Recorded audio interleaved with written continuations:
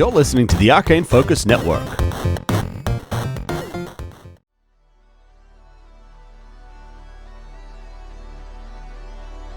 Previously on Star Raiders.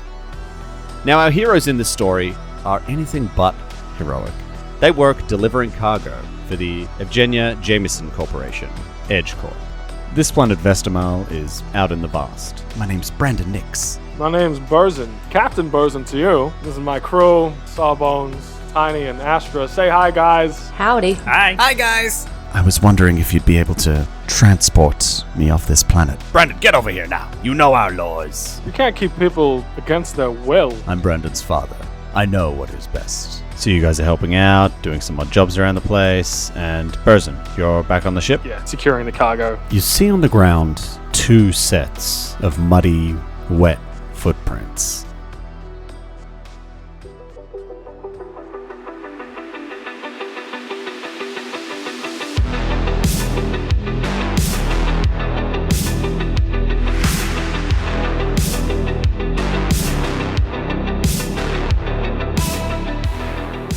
Welcome back to Star Raiders, a Starfinder semi-homebrewed actual play podcast based in the corporate world of the adventure path Fly Free or Die.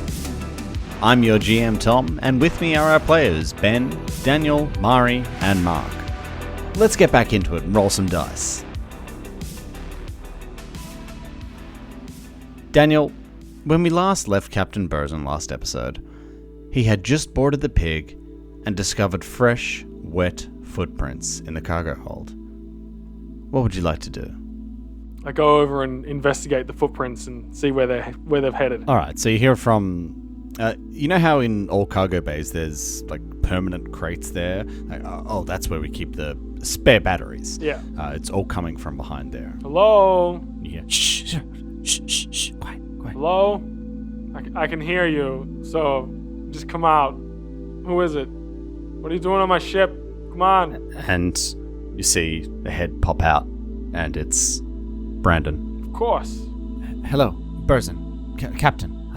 Yeah. I'm sorry. I didn't mean to stow away, but... Well, I guess I did mean to stow away, but... I mean, after our conversation, I wasn't sure that I'd get another chance to escape. I've got my wife with me. And you.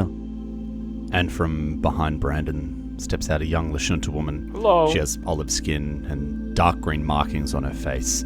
She kind of gives a polite nod. Hello, I'm Anya Hill. Hi. But you can call me Anya. Hi.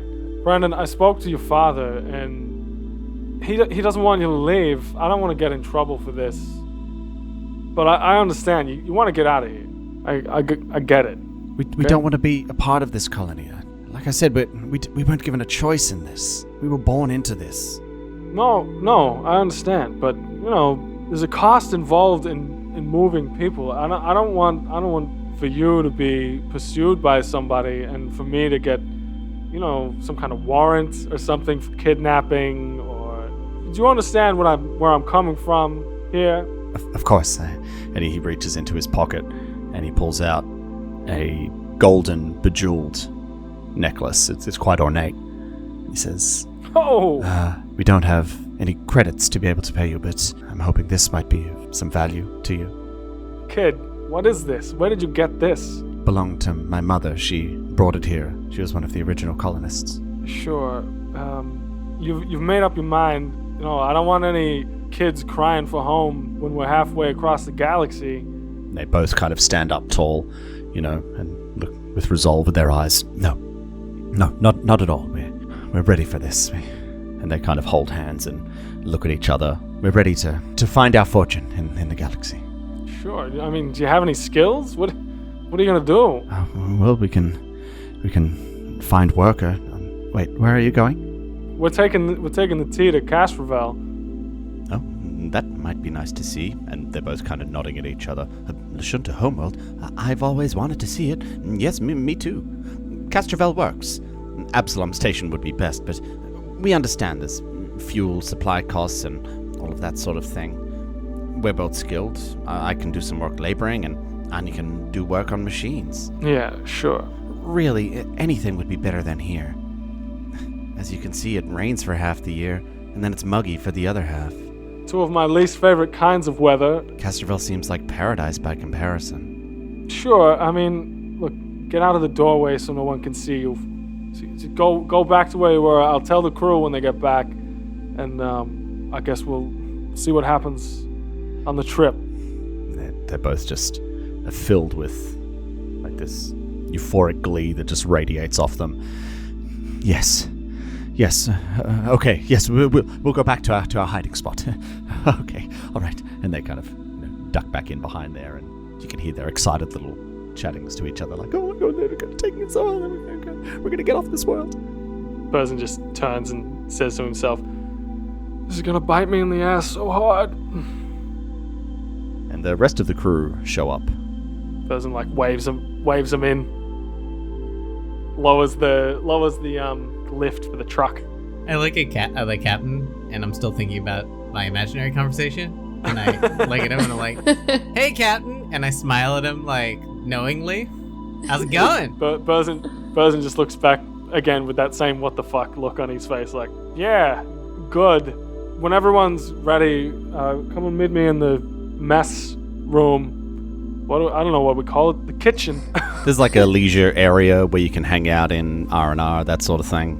"Come and meet me in the leisure area where we all hang out in." Be right there. The leisure area or the kitchen? Well, it's all the same area, Tiny. There's no need to be some, semantics, okay? I'll meet you I'm gonna go to there. the kitchen. All right, I'd like to park it up and take the keys out and then head up to the kitchen leisure area. Yeah, Burzin closes the ramp. I leisurely head over to the kitchen. For leisure. Great, and then, before too long, everybody's all set up there. Okay, guys, I'm not sure what you had to do with the whole situation, but No. Tiny, I know you're aware of a certain individual and his wife wanting to get off planet. Tiny? Wink, wink, Tiny, Yeah. Good, okay. I've agreed to get them to Castrovel, and then from there they make their own way, so... Oh, that's awesome. I'm so happy that his dad agreed. I thought it would take Sure. him more work. Yeah, his dad agreed. Well, Captain, it's not like you to have a heart. I assume that we're getting paid pretty well for this. Burzin pulls out the gold chain, the bejeweled gold chain. Well, he shiny. handed me this. Oh, wow. I don't know what it's worth. It looks moderately valuable, but Hey, Captain, yeah, Tiny. where are they? They're in the cargo hold at the moment. What? Why are they in the cargo hold? We have beds and we have a whole leisure area that we use. I just wanted them out of the way for the time being. They can come out when we're off planet. I don't want to get found out about this. What do you mean found out? You said that his dad was okay with it and they paid us. No, you said his dad was okay with it. And you agreed. You said, yeah. Tiny, those times when you just need to shut up? Now's one of those times. Why? Oh, Tiny. I don't understand. Saren Ray, give me strength. His dad doesn't know, okay? Oh. I don't know if that's... So, just back on the payment. So he paid us with this necklace. Is that right? Is it stolen, or where did he get it from? Apparently it belonged to his mother. I didn't ask a lot of questions beyond that. I mean, they're colonist kids. They don't have a lot of money, but... Did he say if his mom was still alive or not? Did he steal it from her? Oh, no, I assume she's dead. Did you ask any other questions? Okay. So can I just play this back? Can I just play this back to you, Captain? It seems like what you're saying is that we're stealing these underage children from the widowed person who runs this colony The governor. without his knowledge and we're getting paid with his dead mum's pendant. Is that correct? Dead wife. Yeah, when you put it like that, I mean, it sounds kind of bad, but the kids don't want to stay here. They're apparently skilled, and they want to make a new life for themselves out in the packed worlds. Tiny's not though he's a Vesk, he was raised to really rely on his intellect more than his strength. And I think something he does a lot is try and solve problems without the obvious solutions, or try and find other solutions to problems. I think he's a good out-of-the-box thinker, if anything. So Tiny's kind of working through this, and he looks at the captain. Captain, I think I understand the desire to make a life for yourself. And I know I seem very innocent, but I personally don't think it's right to steal or traffic people right without the permission, but I don't think there's a law against wanting to leave a planet. There's no law against what they want to do. So if the idea is to get them off planet, I think there's a better way than just pretending like they just disappeared. I think, and so he's really struggling with this. I think we should act like, I'm really not good at deception, but act like they got taken by the monster. Oh, Tiny. And at the very least, they won't be found, right? There's that monster everybody keeps talking about. I was out by the bridge fixing stuff, remotely. So I don't know, maybe we can make that happen with your help. I could be really distraught so I don't have to talk too much. I don't know. What do you think about that? I'm just trying to think of a way that doesn't involve obviously leading them to think that we stole their people. Children. How old are they? 17. He's married. Well, apparently, the kid's married, and he's going to be 18 next week. Yeah, he's like my age. So, I mean, I don't... I'm trying to think of a solution I don't necessarily think, putting them potentially in danger Not putting to make them, it seem like we they don't were need taken evidence. by You just say, I saw this happen. You back me up, right? Like, there doesn't need to be any danger. So you're saying while you were fixing the pump, you saw these two walk out into the woods and disappear. I'm saying, and now I'm thinking this even more, I'm saying I ran back to our ship to get help. We go immediately out there to hunt this monster down. Maybe we even do a solid by the people here. We take care of the monster or whatever it is, and we all have we all say we saw what it is. We saw them get taken. That way they're fine. Maybe we're heroes even. Everyone wins, except for the father who thinks that his son is dead, and I assume the parents of this person as well. But it seems like that's going to happen anyways because they're running away and the families don't have a good connection. So I think we should run this by the people personally and maybe try it out. I don't know. We can do a lot of good for people. Everyone will have a net positive because right now it's not a good situation. Tiny, I like it. What do you say, Captain? Well, just to be clear, I'm not down with hunting any monsters. Just you had me up until then, okay? I mean, we could go out. If it's really bad, we can run away. Hey, Sawbones, maybe we could use it for medicinal purposes. Use the monster for... Yes, okay. Well... You never know what it is. It could be magical. I'm still not monster hunting. Get on your own there. I don't understand how putting us in danger is better than putting somebody else in danger. But you're already putting us in danger, Captain, because it's not a far line for them to assume that we're the ones that took the... We talked to them about it. I don't know any... He didn't seem like the brightest person compared to my family, of course. But I'm just saying, anyone would make that connection, right? Why don't we just take out the AV and drive around and say that we couldn't find it? We found tracks and we couldn't find it. Yeah, we call it in, or we report that search. Or, just as an alternative, what we could do is fuck off right now, and then we could call them in like a few days and say, look, sorry man, your kid scurried aboard. We didn't find him until now, and we're miles away. So, that way at least you know, we can kind of come off as okay. Like we told them as soon as we found out. Sawbones, You know. I like the way you think. I don't know. That sounds like the exact same plan as what we were gonna do initially, but with a little bit of a slight misdirection. There's no monster hunting in my plan. That's what's good about it. True, that's true. But in my plan, we maybe save potential lives in the future, become heroes of a place, and I get to see that bridge moment. Tiny, It's a nice bridge. Tiny.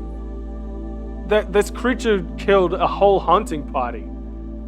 So the crew sounds pretty split on this.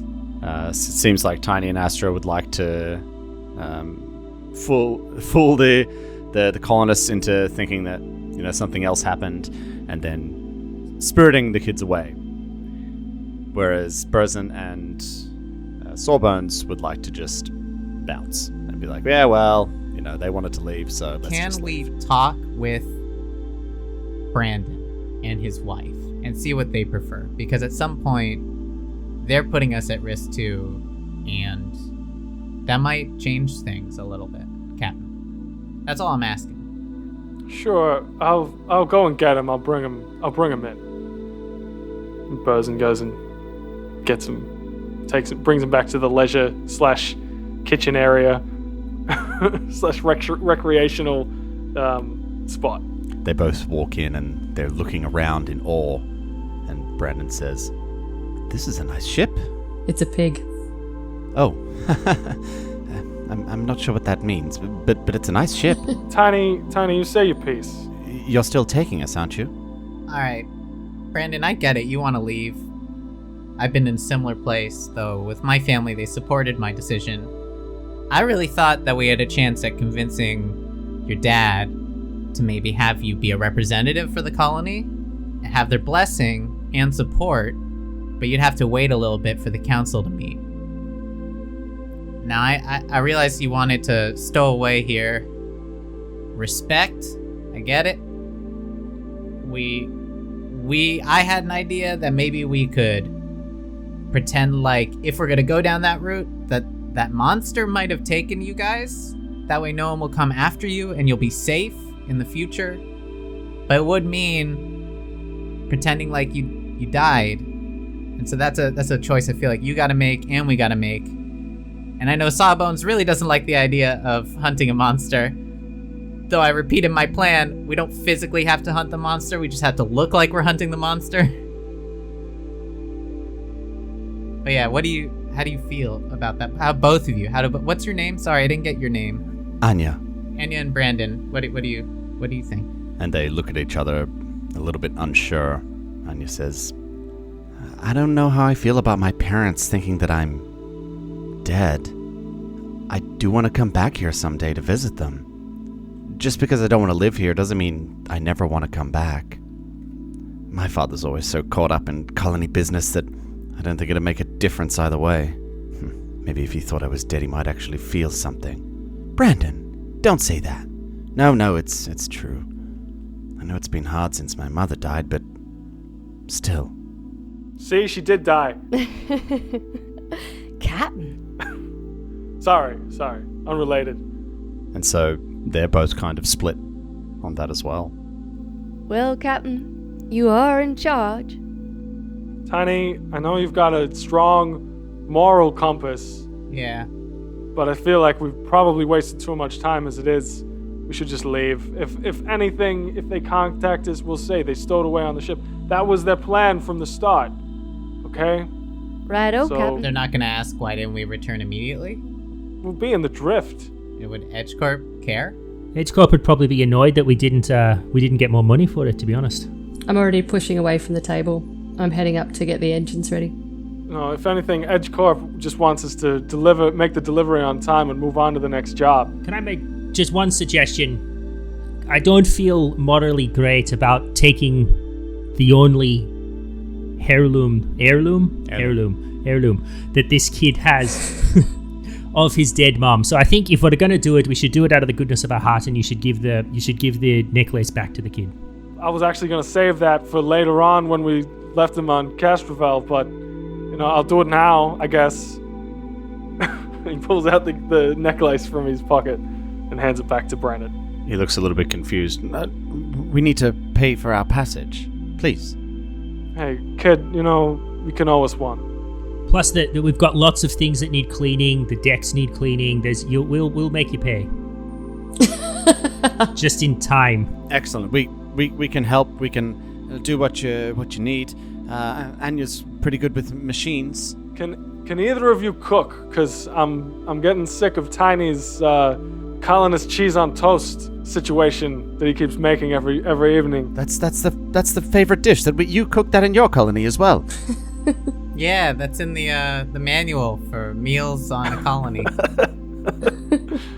It's one of the best. Maybe we could compare recipes. It's less of a recipe and more of a 1 + 1 = 2. There's bread and cheese. Then you heat it. Yeah. Do you heat the bread first, or do you heat it together? Oh, that's a great question. I'll have to reference my files. I heat the bread first. That's the way to do it. Anya doesn't like it like that. You gotta do them together. No. You have to heat the bread first. Astra, can you go onto the bridge? Let's get prepared for taking off here. Come on, everybody, I'm on chop. Let's go. Alright, Astra's already running up the stairs to the bridge. Getting everything warmed up and ready to go. Guys, make sure you strap in. We're taking off in under 5 minutes from this point. How long does the ship take to get ready? It's gonna be a few minutes for the engines to warm up. Get familiar with the surroundings. Find somewhere to buckle down, and we'll be heading off soon. There's some fold-down seats in the cargo area that they can strap into, and they do so looking really excited, maybe a little bit scared. They're holding hands tightly. The engines take a few minutes to heat up, so you all get strapped in, and you're heading straight for Castrovel? Yeah, do we have another stop to make before we deliver these goods? Galaxy's a big place. To Castrovel! Aye, Captain. Burzin, reaches out through the infosphere in his emails to his contact at EdgeCorp to see if there's any jobs from Castrovel or from somewhere nearby that we can pick up. And yeah, sends an email to his mum. Great. Astra, make a piloting check. Alright. Piloting. Alright, so I got a natural 20, plus 14, plus 13, sorry. 13. So it's 33. 33!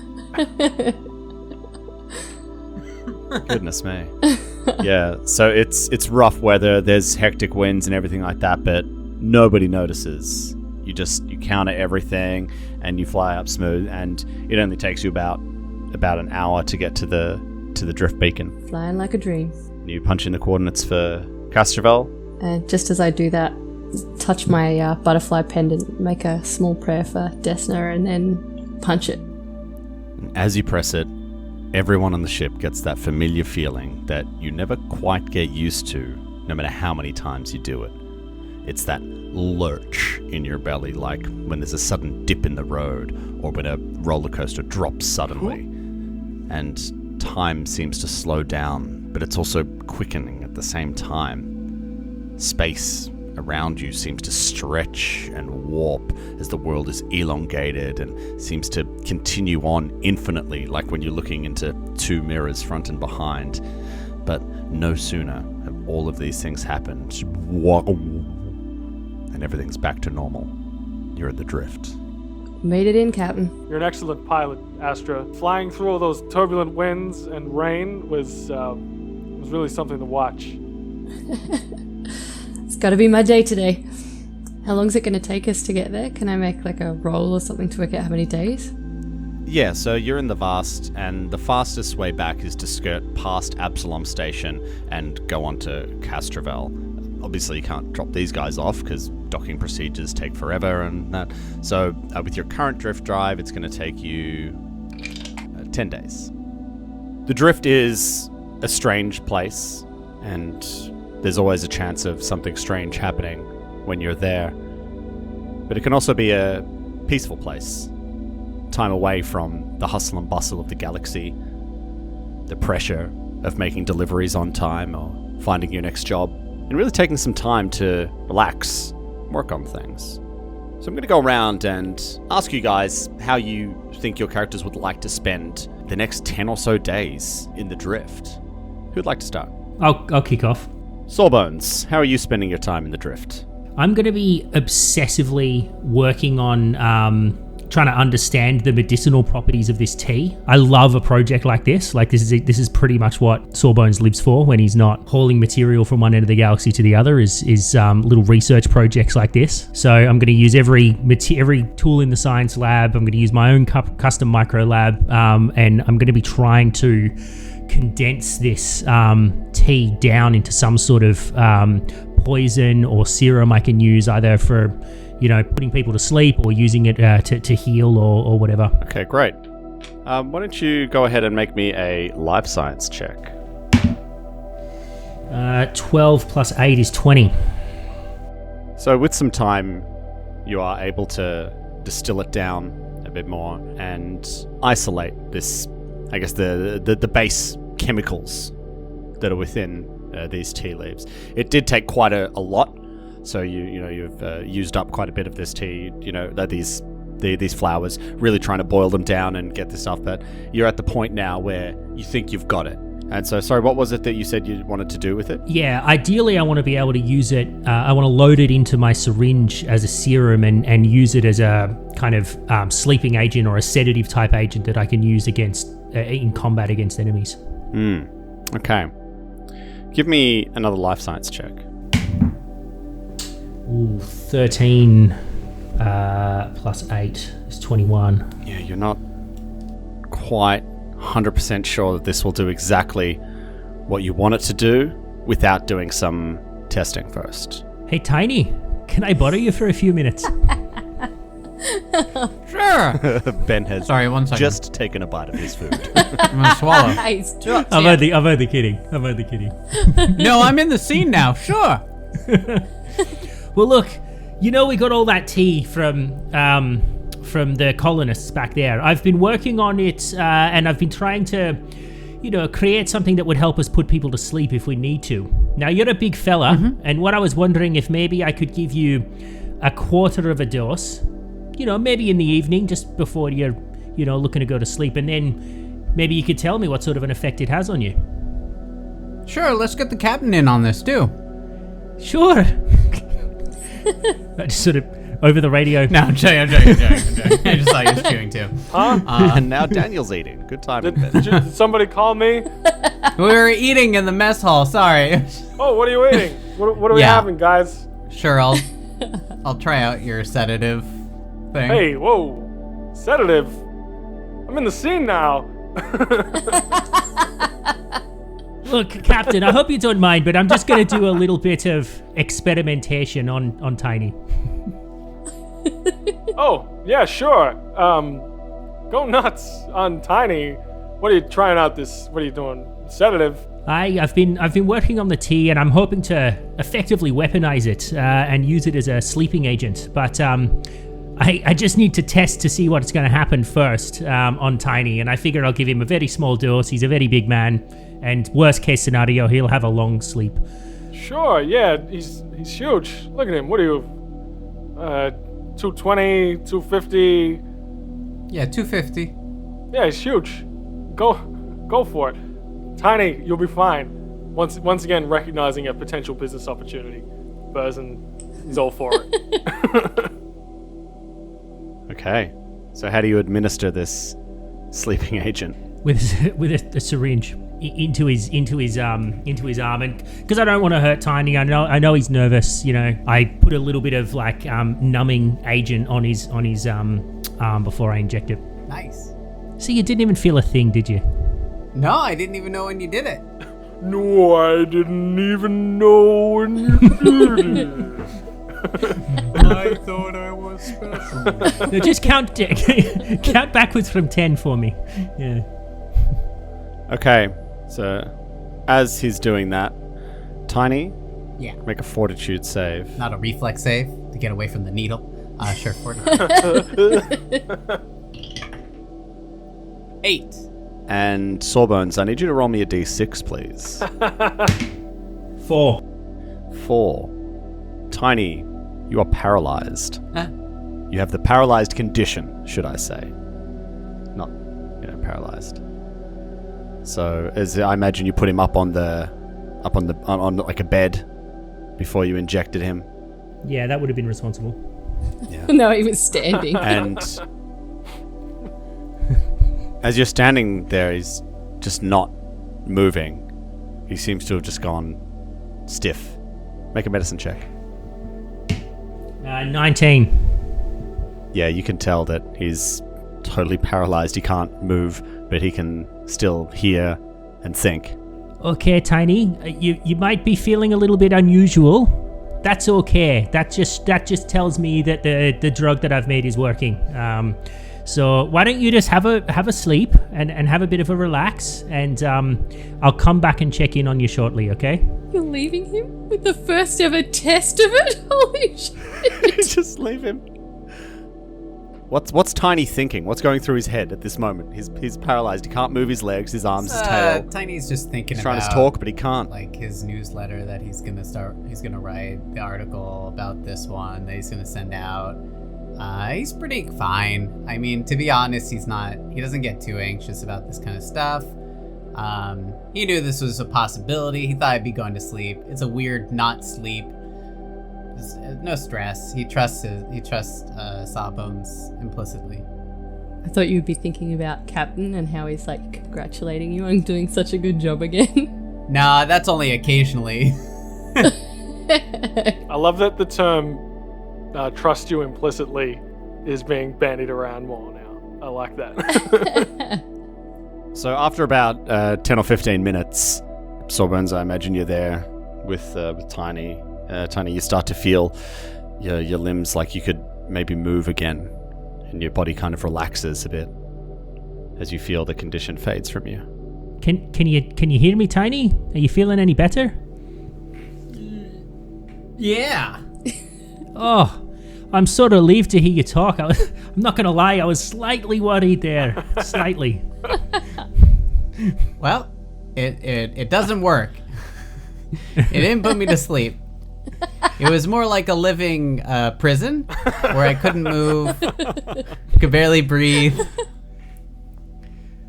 Well, Tiny, I'm just giving feedback, like constructive feedback. I'm earnestly taking notes. I like to think you didn't even have any like readouts or sensors on him. You just injected him with it and used your eyes. Yeah, I was just like had my hand on his forehead, checking his temperature. Yeah. I need you to make after viewing the effects of this. I need you to make one more life science check.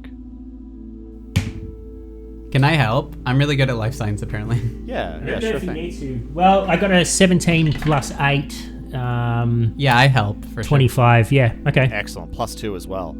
You and Tiny helping you describing the effects and this and that, and what he thinks might be going on with that. You think you might be able to distill at least a few doses of this stuff, but in terms of controlling exactly what it does, you can't be 100%. There's a chance that one of several things could happen to the target. You're pretty sure they're all going to be debilitating, but to what level, you're not quite sure. You'd need a lot more time to practice and experiment and that sort of thing. Cool. And just to be clear, I've used up my crate of tea, pretty much, like making it. Oh well, I mean, I'd say you'd used like quite a bit, but through that you've been able to, you could probably get half a dozen doses out of all of it. Yeah, cool. Okay. I love that was a quarter dose that you used on Tiny. Yeah. Well, it's one of those things. Like this is unrefined, so spending a bit more time to actually refine it properly and get it stable as well, because you need to change it a little bit, put some more like preservatives in it, that sort of thing, to make sure it doesn't actually just like go bad. You can keep it around in these syringes in uncontrolled temperature environments as well. Pretty baller. I like it, Mark. Me too. Thanks. Yeah, that was cool, Tom. Thanks. Astra, how are you spending your time? So I remember mentioning that Anya was interested in technology, and that once she gets to Castrovel, she was hoping to use her technical skills. I absolutely love tech and taking things apart and tinkering. So I'm going to take her around the ship and spend the time teaching her how drift drives work and how to actually pull things apart, put them back together again, and try to upskill her. Yeah, absolutely. She's like a kid in a candy store when you're taking her, especially into the engine room. Yeah. My gods. I've read about drift drives, but to see one... And she's got this huge smile on her face. Stunning. Truly a marvel. So pretty. You may have heard that we don't have any interstellar crafts back on Cassina, so to see one in person. Ain't she something? And you've worked on these your whole life? Ever since I could hold a spanner, I've been working on them. Wow. Feels like home. And so what kind of work are you going to do with her? What kind of things are you going to show her? So I'm actually going to teach her all of the different components and sort of like the basic maintenance, so that she might actually be able to find a place doing, maintenance on the starships that come into Castrovel, or if she could, learn how to do something on a ship. They seem to really enjoy the idea of space travel, so if she's got some space knowledge under her belt, Yeah, that's sure. what I'm aiming to get her. So she, after a couple of days, she starts following you around on your rounds as you're doing your maintenance on the ship and that sort of thing, and eventually gets to the stage where she can have a turn and start tinkering with these things. So can you make an engineering check, please, as you guys are sorting out recalibrating some sensors? All right. Oof. 3, but I got an 8, so 11. Okay, yeah, so you're able to kind of pointing out where she needs to put things and what she needs to do. And, oh, yes. Oh, phew. Yeah, she is able to successfully recalibrate the sensors. Nice work with your, there, with your Anya. assistance, of course. I think you've got this. Yeah, she looks really happy. Thank you, Astra. Working on a real ship like this, it's more than I could have ever dreamed of. It looks like you're a natural. So you see that's, she's standing a bit taller now that you've said that. Burzin, what are you doing? Again, Burzen's just trying to secure the next job to see if there's a list of available jobs, or if it's just there's one at Castrovel that we need to really focus on. He's reaching out to his mum. He's sending an email just saying, "Hey Ma, hope you're well. Just let you know we've been out in the vast making a delivery, but we're on our way back to packed space now. We're heading over to Castrovel. Hope everything's good on your end. Hope you're keeping up with your friends and stuff. Please don't say hi to Barry for me. Love, Burzin." But then during the 10 days, at one point, he'd like to have a conversation with Brandon, just to make sure we get our stories straight. Yeah, you've kind of set them up in the cargo hold. You put out, maybe some temporary cots or something like that. They've got their own little space. Maybe we could set up some of the crates so they've got like a little cubby sort of thing. Yeah, a bit of privacy. And so he's in there reading a book and snacking on one of the rations that he brought with them. Yeah, Burzin knocks on the partition that's been created. Brandon, can I speak with you for a minute, please? Burzin, Captain. He puts his book down and stands up. No need to stand up. You can remain seated if you like. Brandon, I just want to make sure you and I are on the same page, okay? Now, we haven't received any communication from your home world about you being missing or anything like that. I just want to make sure that if and when we do, that you know that this was all your idea and you stowed away on my ship. Are we clear? Of course, Captain. We've made our own choices. Our path is our own. You won't face any repercussions or get in trouble for this. Great. Now, Brandon, I understand what it's like to be, to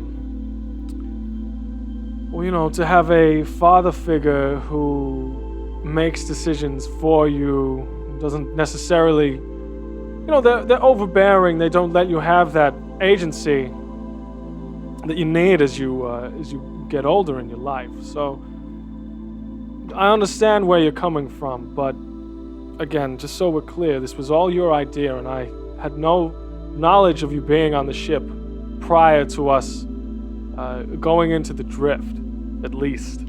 Okay?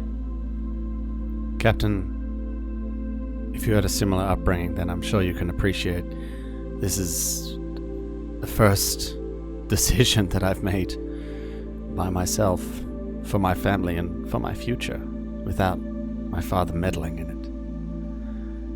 With all due respect, there's no way I would allow you to claim this from me. This was my choice. Our choice. Our path. Great. Well, at least you didn't end up in military school, huh? Yeah. Oh, military. Okay, good talk. Good chat. Okay, goodbye now. And he turns around and walks out of the little domicile that they've created. And it's good usage, domicile. I like that. No words. Look at this guy and his words. Tiny, what are you up to? How much money did we make off of this last job? I don't know if we would have gotten paid yet, right? We haven't delivered it. Yeah, we have to make the delivery. Oh no, but we delivered stuff to Yeah. Ooh, Vestimal. Good point. Vestimal? Is that what it was called? Vestimal. Casino. Casino. Casinos. Vestimal. Vestimal.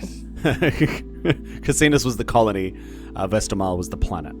Hey, I don't need to take notes. I absorb all the notes in here, guys. I'm pointing to my brain. Yeah, let's talk about 2 Yeah. weeks from now, and then we'll see. That planet we were on. Yeah, you guys would have nabbed about 200 credits each from that job. Cool. I'm going to send Daniel I'm shaking his crafting my head. newsletter to my family, talking about the cool bridge that I saw, the awesome tea that I'm sending them a crate of at the next It's chance. a nice bridge. Photos of everybody drinking the tea, and the science experiment of the tea can also be used in really cool ways with sawbones. Yeah, I like There's a lot of photo of photos me where paralyzed. the crew is paralyzed. the crew like doesn't like is reluctantly in the photos mostly, so they're like I'm with them smiling. They're like trying to do work, and they turn around, their face is like, "What the hell are you doing?" It's that Yeah. familiar what the fuck face that Burzen's always pulling at Tiny. I'm sending if it was 200, then I'm going to send 40 credits to them as well back. And for fun, I'm just practicing exploring magic when it comes to the energy that binds metal and things together. I just want to keep exploring that because I know my brothers and my sisters are pretty good at magic and technology, and I'm trying to do things that I've seen them do and practice the way they taught me. So I'm trying to see if I can use these forces for myself. What are you practicing on? Oh, just scrap junk metal in the engineering area, trying to stay out of sight, just working on this privately. So when you're traveling through the drift, anything can happen. Have you guys set up some kind of watch rotation on the bridge or something? Yeah. Yeah, I would suggest so, yeah. Okay, so if everyone's taking turns, let's roll to see who's up there right now. So, one evening, Sawbones, you're on watch up in the bridge. You can see ahead of you. Usually it's quite dark, you can see a beautiful nebula off in the distance and things like that. But you start to see there's like a kind of like tinkling of something against the front. You guys have, like you can see out the viewport at the front. Mm. And it looks like some kind of dust or something is kind of just like Yeah. So I'm naturally sitting at the science station and sort of look at it quite puzzled and start to run some scans. Yeah. Give me computers. 17 plus 7, so 25. Yes. So as you're scanning this, the computer, the sensors, the scanner seems to be going a little bit haywire. There seems to be some kind of interference happening. There's really strange spikes. And give me a perception check.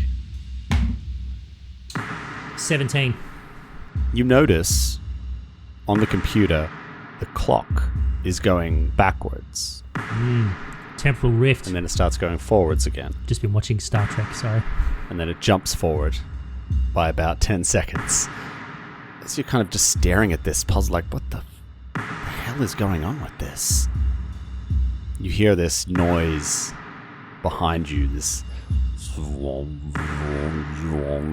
is so fucking weird. What the hell is that?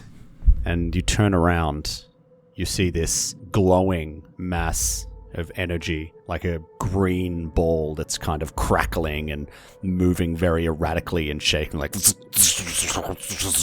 And there's these purple tendrils that are lashing out like electricity, just kind of...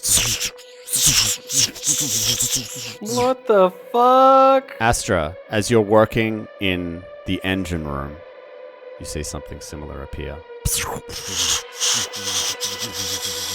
Oh, gosh. Tiny and Burzin, give me perception checks. 22. That is a 16. Burzin, your eyes jolt open. Yes! You were asleep. Seriously, Tom, get out of my brain, because I was going to say Burzin was asleep. And you see there's this green glow in the room and these electric purple tendrils just lashing around. Everybody roll for initiative. Oh, shit. Oh, yeah.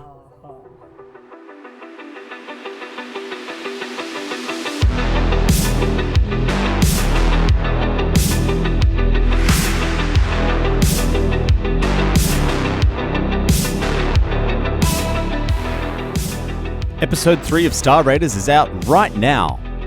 Star Raiders is an Arcane Focus Network production. Be sure to rate and review us on your favorite podcast app. You'd be amazed how much it helps us spread the word.